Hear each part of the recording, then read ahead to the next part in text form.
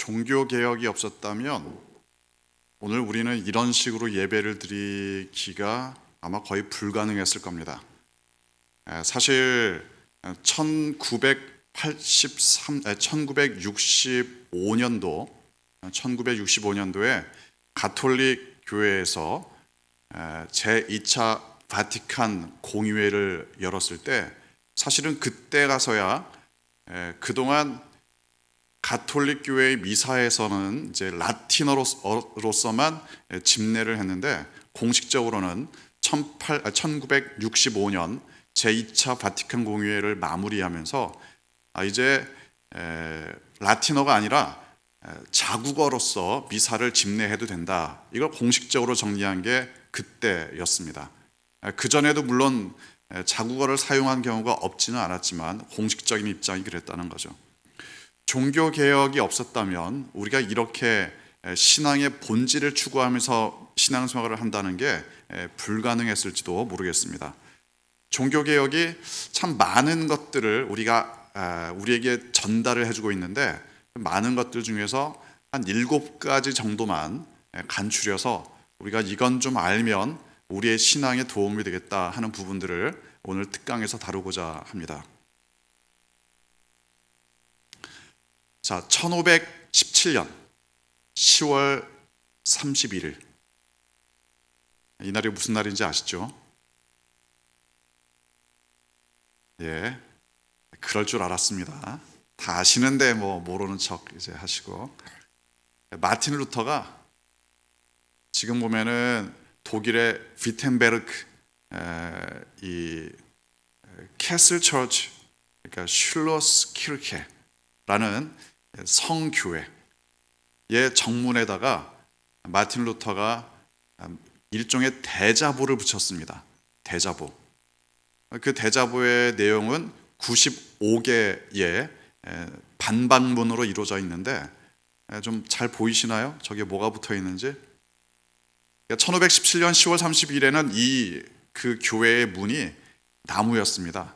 나무였으니까 거기에다가 대자보를 붙이고 망치질로 해서 그 95개조 반박문을 붙일 수가 있었죠. 잘 안 보이실까봐 좀 확대를 하면 보이시나요? 더 크게? 네. 지금은 이게 나무가 아니라 청동으로 제작이 되어 있습니다. 그것도 저 깨알같이 문에 뭐가 써 있는데 저게 바로 루터가 그때 붙였던 95개의 반박문을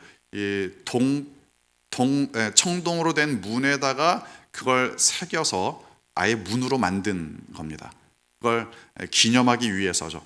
1517년이었으니까 지금부터 몇 년 전이었을까요? 500년 전, 바로 계산이 나오죠.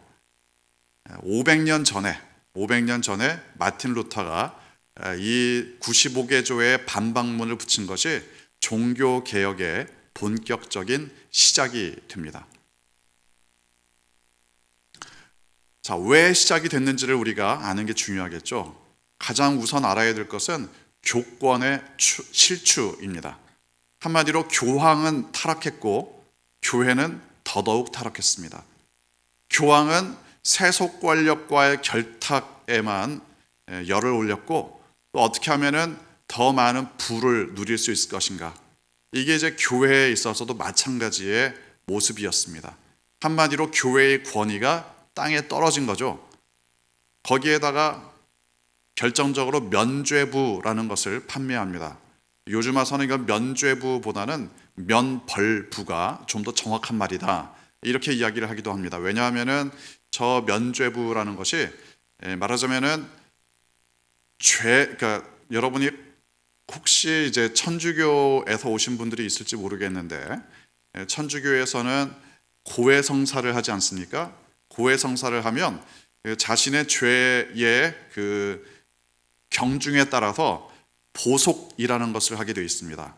말하자면 그 죄를 참회하는 의미로 일종의 벌을 주는 거죠. 그 벌에는 예를 들어 이 착한 일을 얼마나 더 한다든가 아니면 기도문을 좀 더 많이 읽는다든가 이런 식의 여러 가지 벌을 받는 그런 식의 처벌, 그런 식으로 해서 자신의 죄를 속죄하는 마음으로 보속이라는 것을 합니다. 그런데 이제 면죄부를 사면은 당신이 치러야 할 현재의 모든 그 처벌을 다 없애주겠다, 이런 거죠. 더 나아가서 그 면죄부를 사면 당신의 친척, 이미 죽은 당신의 친척, 연옥에 가서 지금 헤매고 있는 당신의 친척이 당신의 금화가 딸랑 헌금함에 떨어지는 그 순간 연옥에서 천국으로 올라갈 것이다, 이런 것을 가르치기 시작을 했습니다. 그러니까 면죄부라는 것은 한마디로 돈으로 천국 가는 것을 사겠다, 이렇게까지 악화되는 겁니다. 물론 그 면죄부를 판매한다는 것 자체는 당시에 성 베드로 성당, 지금도 로마에 있는 그 바티칸 시티에 가면 그 성 베드로 성당이 있는데, 그 성 베드로 성당을 짓기 위한 돈이 부족했습니다. 부족하니까 면죄부를 발행해서 그 성당을 짓는 돈을 마련하고자 했던 거죠. 그런데 그걸 무리해서 하다 보니까 천국 가는 티켓을 돈 내고 사는, 극단적으로 이야기하자면 그런 일이 발생하기 시작합니다. 도저히 이거는 신앙과는 거리가 있다. 어떻게 구원을 돈으로 사느냐? 이것에 대한 반발이 일어나기 시작을 합니다. 교황에 대한 반발, 교회에 대한 반발, 그리고 신앙의 본질을 흐트러뜨리는 데 대한 저항이 종교개혁의 시작점이 됩니다. 주요 종교개혁자들을 소개하면 실제로 종교개혁이 어떻게 일어났는지를 여러분이 좀 이해를 하실 수가 있습니다. 먼저 존 위클리프라는 사람을 알아야 합니다. 이 사람이 말하자면은 종교개혁의 시작점이 됐다고 할 수 있을 정도로 아주 중요한 인물입니다. 영국 사람인데 옥스포드 대학 출신입니다. 또 영국의 유명한 신학자입니다. 존 위클리프가 영어로 성경을 번역하기 시작합니다. 또 더 중요한 것은 위클리프는 교황을 성경에 근거해서 교황의 잘못된 점들을 비판하기 시작합니다.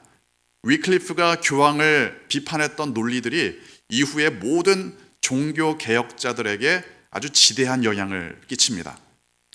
특히 이 존 위클리프가 영어로 성경을 번역했는데 성경 전체를 영어로 번역한 건 아닙니다.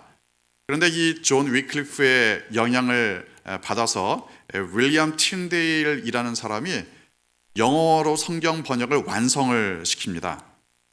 그래서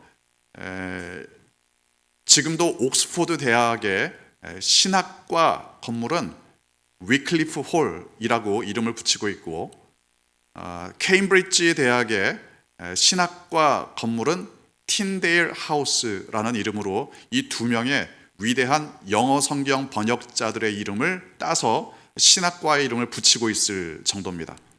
하지만 위클리프 같은 경우는 성경 번역도 대단히 중요하지만 교황을 성경 말씀에 근거해서 비판했다는 것이 더 중요합니다. 존 위클리프의 영향을 받아서 얀 후스가 체코에서 종교개혁을 시작합니다. 물론 이 사람들의 종교개혁이라는 것은 개인적인 활동의 성격이 짙습니다. 얀 후스는 체코 사람인데 라틴어로 미사를 드리다 보니까 사람들이 무슨 말인지 못 알아듣는 거예요. 그러니까 미사를 한참 드려도 사람들은 그냥 꾸벅꾸벅 졸다가 나갑니다. 하나님의 은혜가 무엇인지, 그리스도의 사랑이 무엇인지 전혀 모릅니다. 그러니까 얀 후스가 체코에서 했던 게 이겁니다.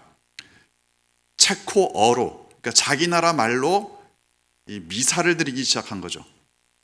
찬송가도 체코어로 만들고 또 성경도 체코어로 번역하기 시작합니다.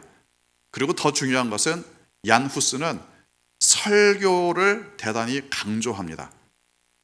왜냐하면 그 가톨릭 미사의 핵심은 사실은 설교가 아니라 여러 성례전이었습니다.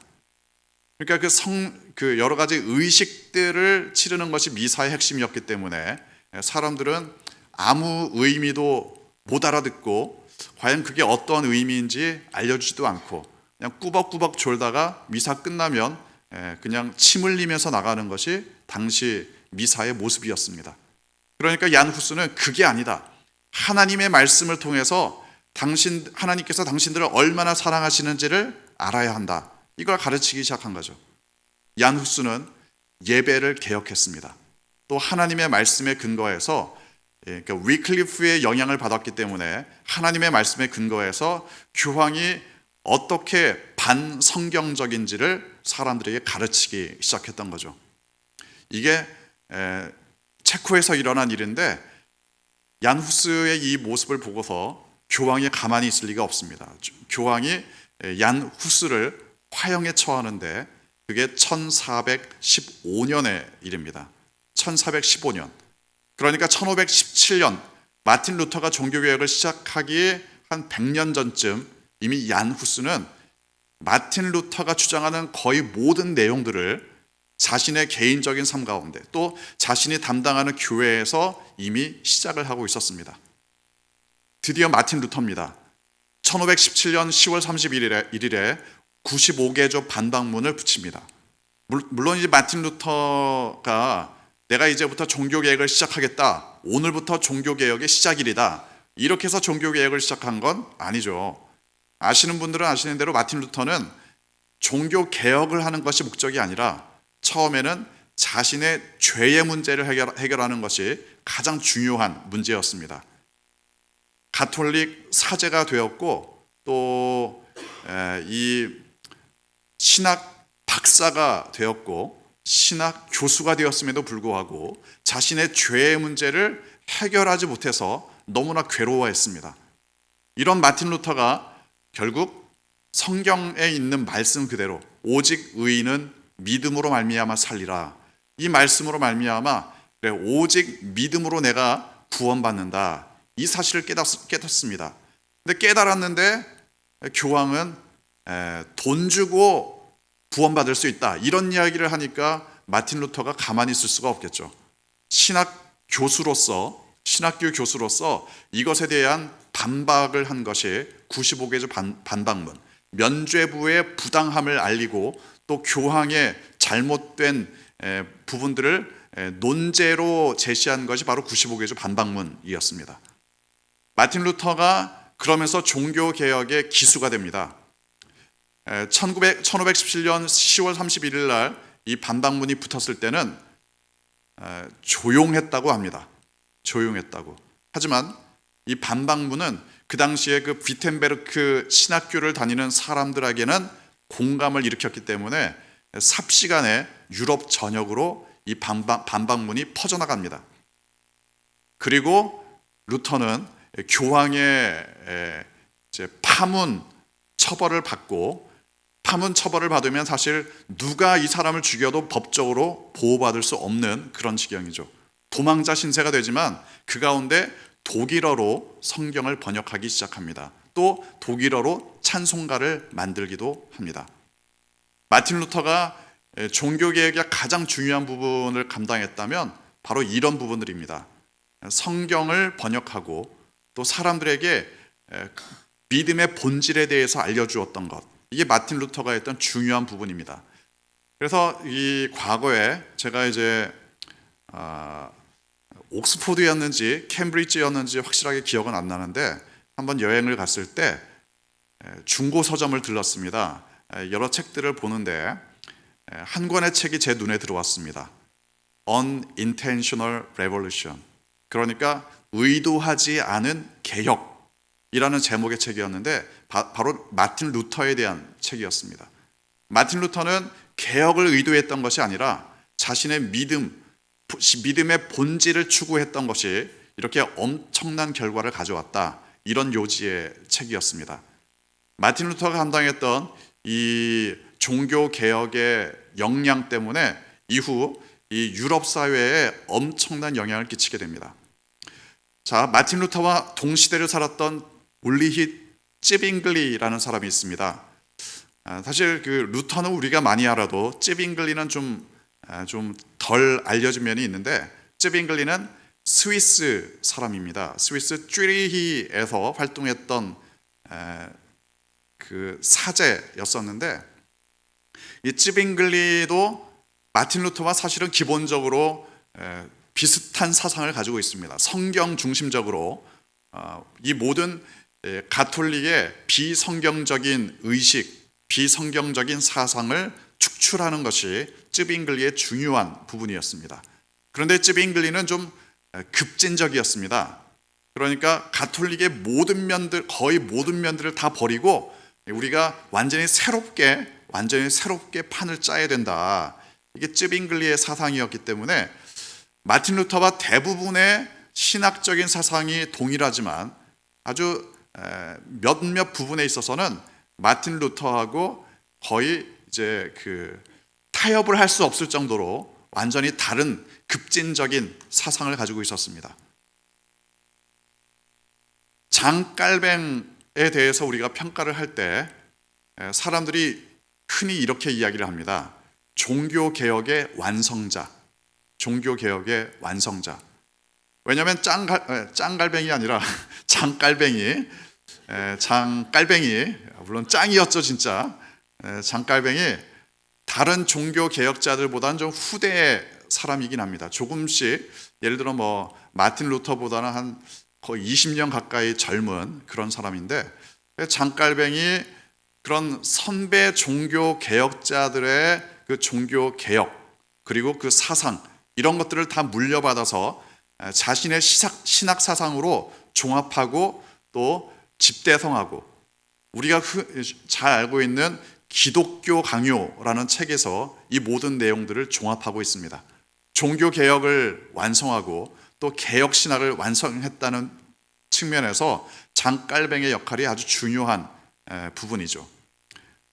장깔뱅은 우리가 존 칼빈이라고 이름을 부르기도 하는데, 존 칼빈은 이제 영어식으로 우리가 부르는 거고, 사실 장깔뱅은 프랑스에서 태어났기 때문에 샹깔뱅 이런 식으로 발음해야 되는 게 좀 더 맞는데, 그래도 최소한 프랑스식 이름으로 해서 장깔뱅이라고 이름 붙이는 것이 좀 더 학계에 있어서는 이게 좀 더 적절한 이름이다, 이렇게 이야기를 하기도 합니다.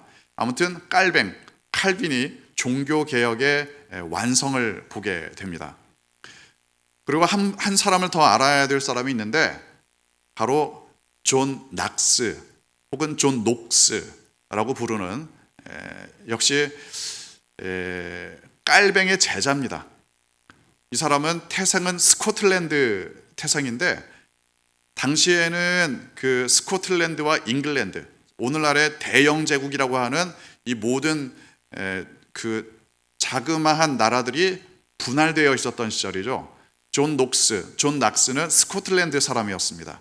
그런데 이제 제네바에 와서 깔뱅으로부터 그의 사상을 배우게 됩니다. 그리고 그것을 나중에 다시 스코틀랜드에 돌아가서 깔뱅의 그 사상을 스코틀랜드에서 펼치기 시작했는데, 존 낙스가 바로 장로교의 아버지라고 불리는 이유는 이 모든 것을 정말 오늘날 우리가 장로교회에서 가지고 있는 여러 신학적인 사상들, 또 예배의식들, 이것들에 대한 원형을 그때 스코틀랜드 개신교회가 만들었기 때문에 우린 존 낙스를 장로교의 아버지라고 흔히 부르기도 합니다. 그런데 또 나중에 설명을 드리겠지만, 이 깔뱅의 제자이기 때문에 깔뱅을 장로교의 아버지다 이렇게 부르기도 하는데, 그러면 장깔뱅이 장로교의 아버지니까 존 낙스는 장로교의 아들이냐, 이런 식의 좀 말장난이 발생할 수 있기 때문에 그냥 일반적인 의미에서 존 낙스가 장로교의 아버지다, 또 장깔뱅이 바로 이 존 낙스의 스승이다, 이렇게 보시면 되겠습니다. 자, 주요한 사건 몇 개들을 한번 훑어보면 시간에 따라서 어떤 일이 일어났는지 여러분이 개략적으로 보실 수가 있습니다. 1309년에서 1377년까지 아비뇽 유수라는 사건이 있었습니다. 이건 여러분이 그냥 참고로만 들으시면 되는데, 이 교회가 역사적으로 볼 때 굉장히 정치적으로 힘을 얻던 시절이 바로 그 325년 콘스탄틴 대제에 의해서 공인받으면서 공인 종교로 인정을 받으면서 교회가 종교적인 힘을 갖기 시작합니다. 이후 한 500년간을 교황이 정말 무소불위의 힘을 발휘하던 시절이 있었습니다. 그런데 1096년에 십자군 전쟁이 시작이 됩니다. 1096년. 그 후로 한 200년간 십자군 전쟁을 이 교황이 벌이면서 어떤 결과가 발생했느냐? 교황이 완전히 망했습니다. 200년간 십자군 전쟁을 벌였는데 사람들을 열심히 동원해서 신앙심을 고취시켜서 그 200년간 전쟁을 벌였는데 전쟁의 결과가 아주 참혹했던 거죠. 그러니까 교황의 권위가 아주 땅에 떨어집니다. 이런 상황에서 1309년에는 프랑스의 아비뇽이라는 지역이 있는데 이 아비뇽에 당시에 프랑스의 황제가 교황을 여기에 유배를 시킵니다. 이후로 거의 한 70년에 걸쳐서 7대에 걸친 교황이 이 아비뇽에서 교황의 일을 보게 됩니다. 로마에서가 아니라 이 프랑스에 와서 교황으로서의 역할을 감당하게 됐던 거죠. 왜냐? 프랑스 왕의 힘으로 교황을 눌렀던 겁니다. 자, 십자군 전쟁 때문에 그렇지 않아도 이 교황의 권위가 땅에 떨어졌고 또 아비뇽 유수를 통해서 전 세계 사람들이 이제 교황은 정말 종이 호랑이에 불과하다 이렇게 평가를 받을 정도로 아주 권위가 떨어집니다. 그러니까 이렇게 교황의 권위가 떨어지니까 교황이 정신을 좀 차려야 되는데 정신을 차린 것이 아니라 더 독단적이 되고 더 세속적이 됩니다. 이후로 교황이 어떻게 되느냐? 좀 표현이 그렇지만 거의 조폭 수준의 삶을 살게 됩니다. 교황이 돈이 되는 거라면 모든 것에 손을 다 대고 이 교회의 힘을 빌어서 그 돈을 긁어 모으려고 별의별 짓을 다 합니다. 술집을 운영하고 사창가를 운영하고 도박장을 운영하고 이게 당시 교황 그리고 교황을 둘러싼 여러 사제들이 벌였던 심각한 교회의 타락이 벌어집니다. 뭔가 문제가 발생하면 본질로 돌아가야 되는데 가톨릭 교회가 정신을 못 차렸던 거죠. 그래서 이 아비뇽 유수는 교황의 권위가 땅에 떨어지고 교회의 권위가 땅에 떨어진 그때의 사건을 우리가 상징적으로 바라볼 수 있는 중요한 사건입니다. 1415년에 체코의 얀 후스가 교황을 공격했다는 이유로 화형을 당합니다. 1513년에 레오 10세, 당시 교황 레오 10세가 면죄부를 성베드로 성당을 짓기 위해서 면죄부를 발행하기 시작합니다. 이 일에 대해서 마틴 루터가 한마디로 분개해서 1517년 95개조 반박문을 내걸었고 1534년 이 와중에 드디어 독일어 성경 번역을 완성합니다. 역사적인 일이죠. 그리고 나서 이러한 그 종교 개혁의 불길이 전 유럽으로 번지면서 장깔뱅은 1536년에 기독교 강요의 초판을 발간합니다. 그 후로 이제 깔뱅은 한 20년에 걸쳐서 기독교 강요를 더 증보해서 완성시키게 됩니다. 1555년에 아우구스부르크 종교회의가 열리는데 이름 자체가 중요하다기보다는 이제 루터가 벌였던 이 종교 개혁이 드디어 가톨릭 교회에 의해서 어느 정도 인정을 받는 시기입니다. 계속해서 전쟁이 독일 안에서 계속해서 가톨릭과 이 루터파 사이에 전쟁이 벌어지니까 도저히 안 되겠다 해서 이제 드디어 가톨릭 교회가 루터를 중심으로 한 이 새로운 신앙 운동을 신앙의 한 모습으로 인정해주게 된 거죠. 그게 바로 아우구스부르크 종교회의입니다. 그런데 여기에서는 독일에서 루터를 중심으로 한 신앙의 공동체만을 인정해 주었다는 데 문제가 있습니다. 다른 데는 안 된다는 거죠. 여기에서만 허락하겠다. 한정적으로 여기에서만 허락하겠다. 이게 1555년에 있었던 종교회의의 결론이었습니다. 그런데 계속해서 유럽 전 지역에서 구교와 신교, 그러니까 로마 가톨릭과 또 이 프로테스탄트라고 불리는 개신교 사이에 끊임없이 전쟁이 벌어집니다. 대표적인 게 바로 30년 전쟁입니다. 1618년부터 1648년 30년간 유럽 전 지역을 통틀어서 30년 동안 전쟁이 벌어집니다. 구교와 신교 사이에 끊임없이 전쟁이 벌어지는 거죠. 이 전쟁을 치르다 결국에는 완전히 유럽의 국가들이 한마디로 초토화됩니다. 이 당시에 그 유럽 전체를 소위 신성 로마 제국이라고 불렀는데, 신성 로마 제국, 이 신성 로마 제국 전체 유럽 국가들의 연합체가 완전히 파괴되죠. 그러면서 30년 전쟁을 마무리하면서 베스트팔렌 조약이라는 조약을 드디어 구교와 신교 사이에 체결합니다. 한마디로 신앙의 자유를 인정해 주겠다는 거죠. 독일에서뿐만이 아니라 누구라도 어디에서라도 자신의 신앙을 자기가 선택할 수 있다. 이 로마 가톨릭뿐만이 아니라 루터가 시작한 새로운 신앙 얼마든지 이제 너네가 알아서 선택해도 좋다. 이게 베스트팔렌 조약의 중요한 내용입니다. 종교개혁이 이렇게 아주 중요한 사건들을 거치면서 드디어 공식적으로 신앙의 새로운 전기를 맞이하게 됩니다. 주요 장소들 넘어가면서 보면은 아까 말씀드렸던 영국의 옥스퍼드 대학교, 바로 존 위클리프가 활약했던 지역입니다. 또 체코의 프라하, 얀 후스가 화형되었던 장소죠. 중요한 지역이고, 독일의 비텐베르크, 마틴 루터가 활동했던 지역입니다.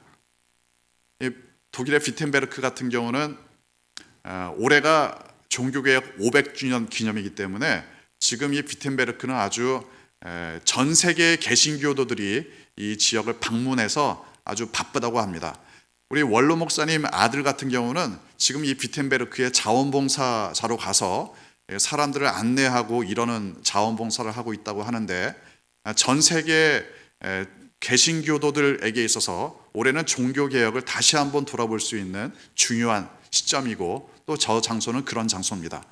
또 하나는 프랑스의 스트라스부르라는 장소인데, 여기 스트라스부르는 굉장히 중요한 의미가 있습니다.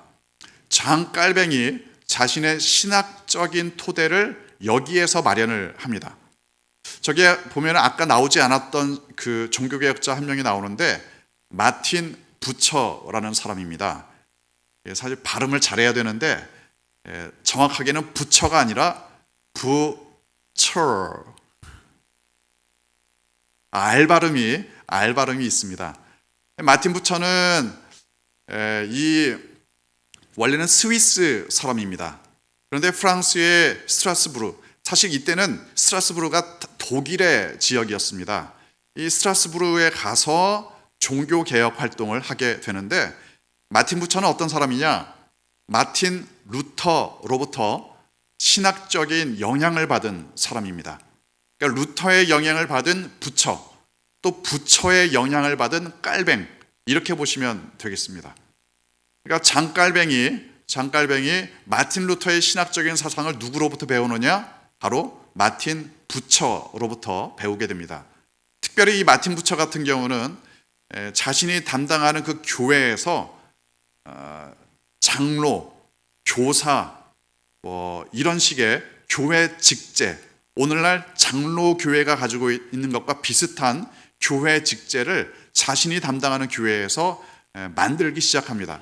그걸 장깔뱅이 배우고 스위스의 제네바로 와서 자신의 교회에서 이 직제를 펼쳐나가기 시작을 하죠.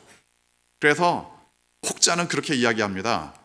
마틴 부처가 장로교회 할아버지다.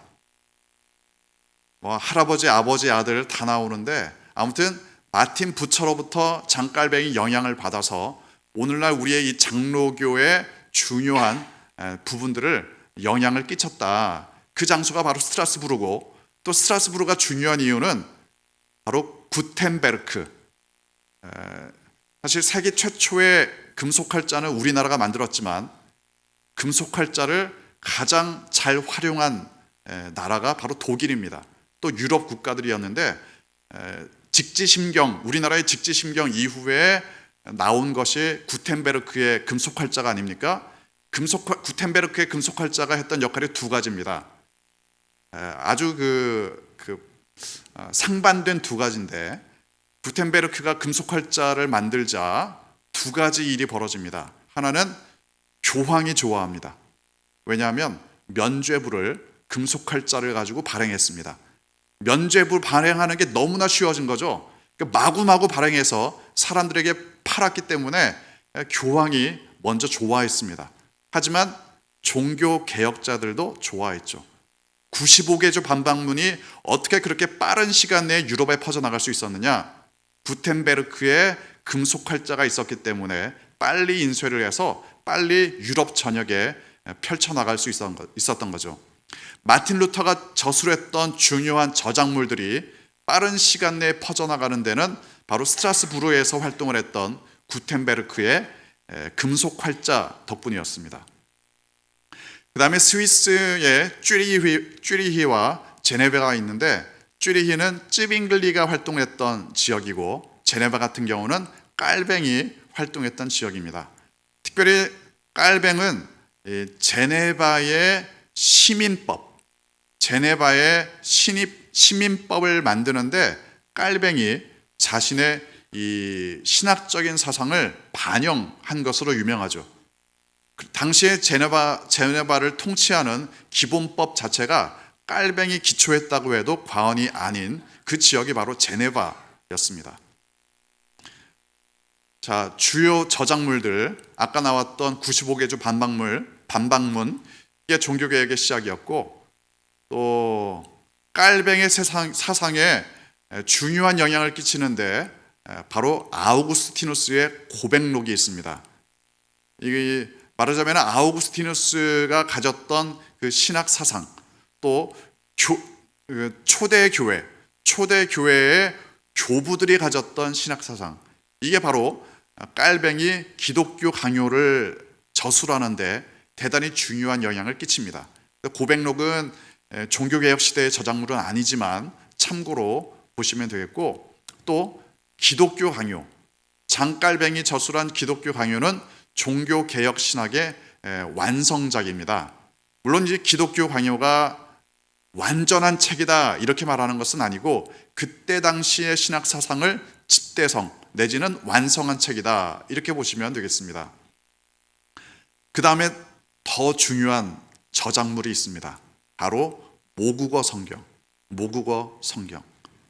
성경을 읽지만 무슨 뜻인지 몰랐던 그 당시에, 라틴어 성경이었기 때문에 몰랐던 그 당시에 자신의 모국어로서 성경을 번역하게 됐기 때문에 그 당시에 사람들이 드디어 자신이 알아볼 수 있는 글로 성경을 읽기 시작했고, 복음을 깨닫고 또 하나님의 사랑을 깨달았던 것이 이 모국어 성경이 준 아주 중요한 의미가 되겠습니다.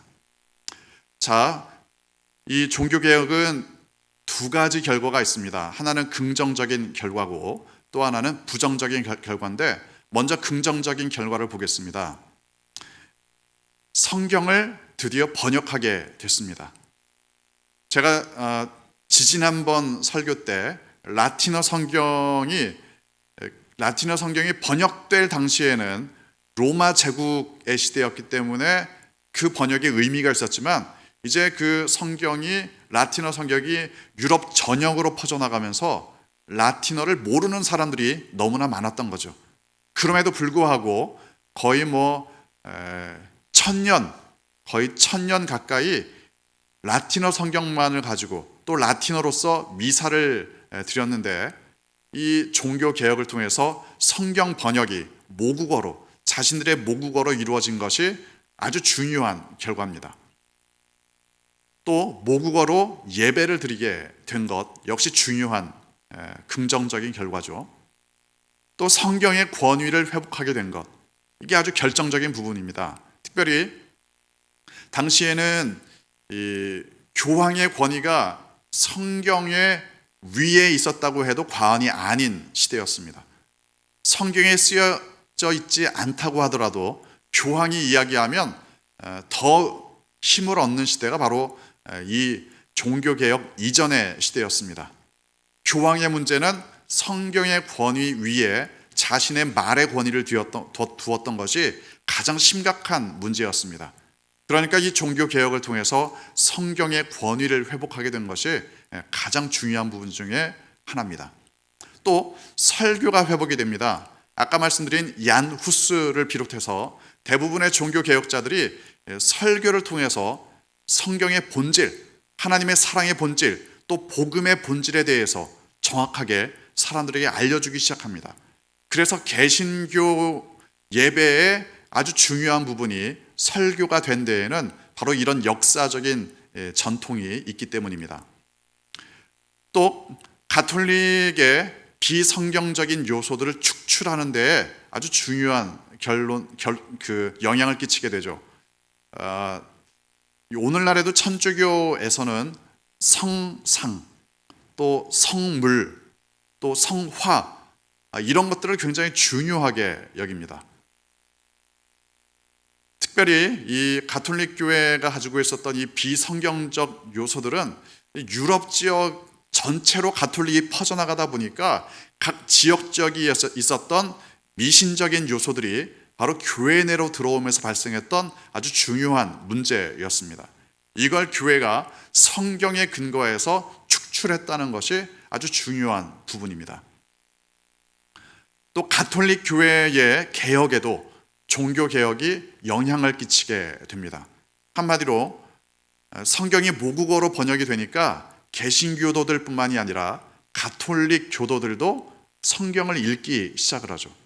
가톨릭 교황청에서 공식적으로 인정해 준 것은 아니지만 가톨릭 교인들도 이제 성경을 읽을 수 있는 그런 변화가 발생합니다. 가톨릭 개혁에 영향을 끼치고 우리가 좀 정신을 차려야 되겠다, 이런 그 공식적인 활동들이 가톨릭 내에 벌어지기 시작합니다. 가톨릭 개혁에 영향을 끼치다가 최종적인 산물이 바로 1965년에 마무리된 제2차 바티칸 공의회, 이게 바로 가톨릭 개혁의 최종적인 산물이라고 할 수 있습니다.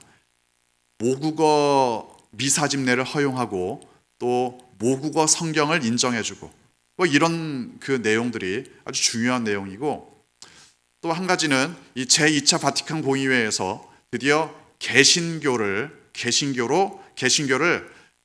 우리의 다른 형제로 가톨릭이 인정을 하게 됩니다.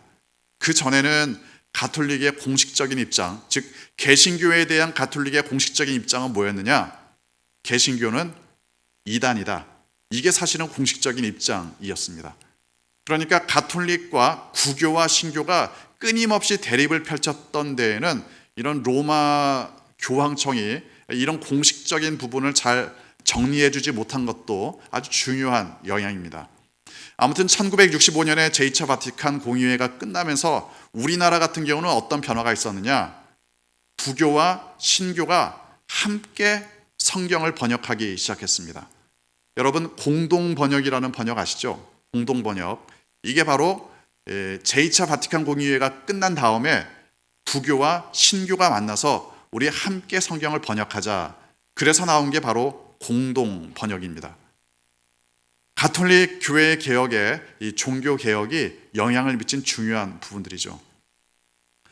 또 부정적인 결과, 사실 종교 개혁이 굉장히 중요한 운동이었음에도 불구하고 다 좋았느냐?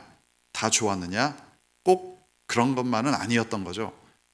어떤 부정적인 결과가 있었느냐? 교단 분열과 이단 출현에 대한 통제력이 약화되었다는 겁니다. 단적으로 말씀을 드리면 그렇습니다. 오늘날에도 우리나라에서 어떤 이단인 것 같다, 쟤네들 좀 이상하다, 이럴 때 어떤 식으로 이단 판정을 하느냐? 각 교단별로 이단 판정을 합니다. 그러면 예를 들어 우리가 이제 대한예수교 장로회 통합 교단이고, 또 예를 들어 수영로 교회는 대한예수교 장로회 합동 측 교단입니다. 그런가 하면 이 우리 연산 이마트 근처에 있는 신흥교회 같은 경우는 대한예수교 장로회 고신 측입니다. 교단이 다 다르죠. 말하자면은 어떤 이상한 신앙의 모습이 발생할 때 그걸 이단으로 판정하는데 다 각각의 교단이 각각 이단위원회를 꾸려서 판정을 각각 한다는 거죠. 그러다 보니까 어떤 결과가 발생하느냐, 어떤 좀 이상한 사람들에 대해서 어느 교단은 이단이라고 판정을 내리는데 어떤 교단은 뭐 이단까지는 아니고 쟤네들 좀 이상하다, 좀 주의해서 우리가 지켜봐야 된다, 이런 정도의 판정을 내리는 교단도 있는 겁니다. 단적으로 말씀을 드린 건데, 말하자면 이단이 출현할 때 일사불란하게 쟤네들은 완전히 잘못됐다, 이렇게 말할 수 있는 그 통제력이 굉장히 약화된다는 거죠. 또 교단이 분열됩니다. 사실 다음번 강의 때 강의할 내용이지만, 교단이 분열되는데 우리나라만 해도 예를 들어 장로교가 하나가 들어왔는데, 그래서 처음에 세워진 우리나라의 장로교 신학교는 평양신학교입니다. 평양신학교 하나밖에 없었는데 지금은 장로교회가 굉장히 나뉘어져 있습니다. 처음에는 이 장로교에서 하나의 장로교회에서 이제는 그 기장 측, 기독교 장로회가 떨어져 나가고 또 합동 측 장로회가 떨어져 나가고 우리가 남아있는데 우리는 통합 측 장로교회입니다. 왜 우리가 남아있다고 이야기를 하느냐? 합동 측 같은 경우, 그러니까 우리 같은 경우는 통합 측으로 남아있은 다음에 교단 분열이 더 이상 없습니다. 그런데 합동 측 같은 경우는 합동 측으로 떨어져 나간 다음에도 교단 분열이 끝없이 이루어집니다. 그래서 교회사 교수님 말씀에 의하면 확인된 합동 측 분파만 해도 20개가 넘는다, 이렇게 이야기할 정도입니다. 합동이라고 해서 똑같은 합동이 아니라 합동 개혁 측, 합동 백석 측, 합동 무슨 측, 이런 식으로 굉장히 많이 나뉘어져 있는 거죠.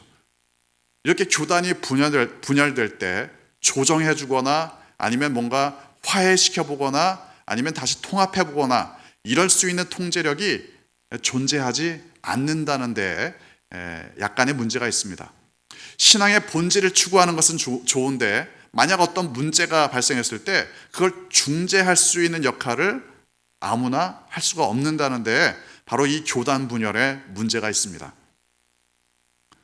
또 부정적인 결과 중에 하나는 가톨릭의 긍정적인 면까지 배척한다는 데 문제가 있습니다. 사실 종교개혁이 있기 전까지는 우리는 하나의 교회였습니다. 물론 동방정교회가 떨어져 나갔기 때문에 이미 2개가 됐다고도 할 수 있지만, 아무튼 가톨릭과 개신교는 그 전까지는 하나였습니다. 그러니까 그 전까지 가지고 있었던 신앙의 전통은 사실 가톨릭의 독자적인 것이 아니라 공통의 것입니다.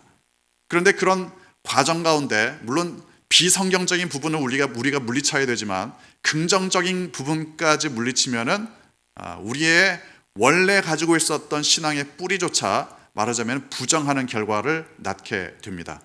수많은 수도사들이 가지고 있었던 신앙의 깊은 연륜들, 또한 수많은 신앙의 선배들이 저술했던 저술들, 그러니까 우리가 지금은 아주 유명한 그런 신학자들의 저술이지만 가톨릭 신학자가 썼다는 이유 때문에 좀 멀리 한다면 그건 역시 가톨릭의 긍정적인 면까지를 배척하게 되는 게 되겠죠.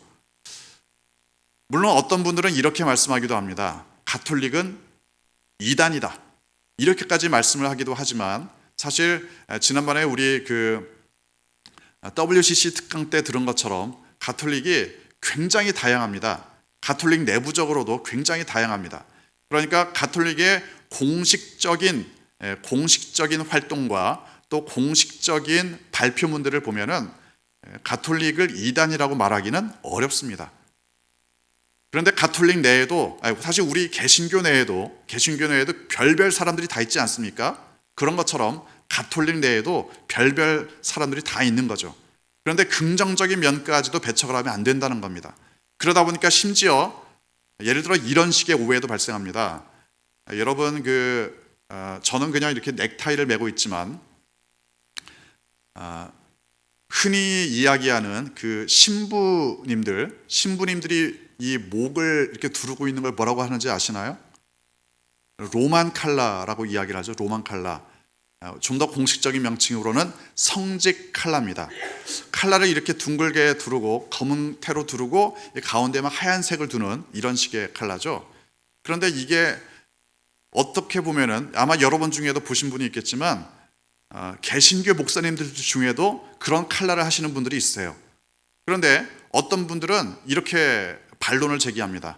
아니 개신교 목사가 왜 신부의 칼라를 따라하느냐? 그런데 그게 한마디로 무지에서 비롯된 반박입니다.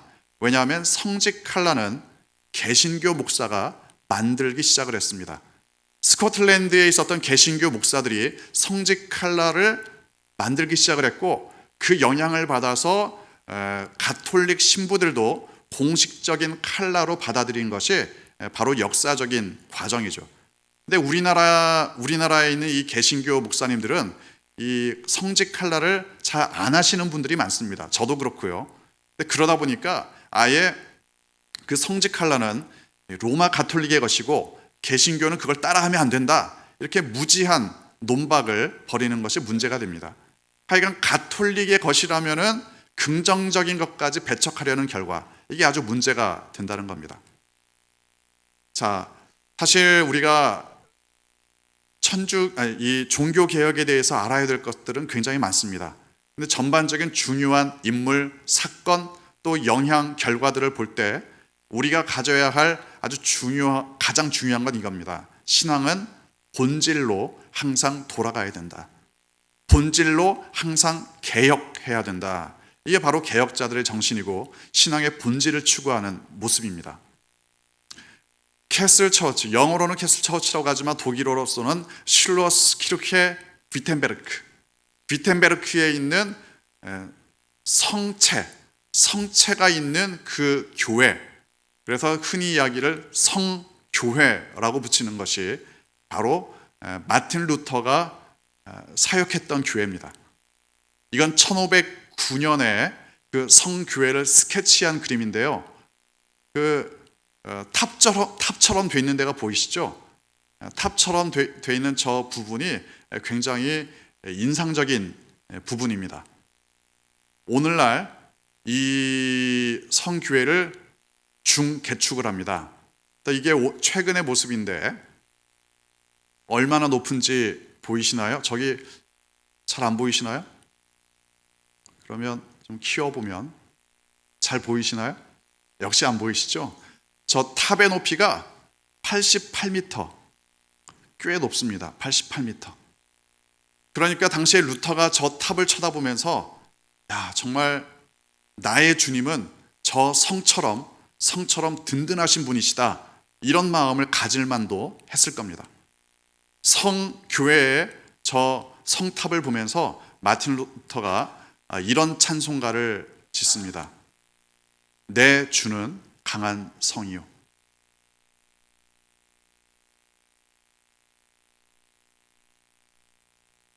네.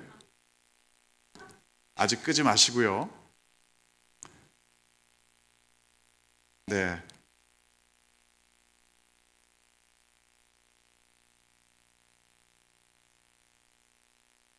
악보가 있는데 585장입니다. 우리 이 찬송가를 마틴 루터가 종교 개혁을 하면서 또 이 성교회를 쳐다보면서 하나님의 도우심을 간구했던 그 마음을 본받아서 이 찬송을 다 함께 부르겠습니다.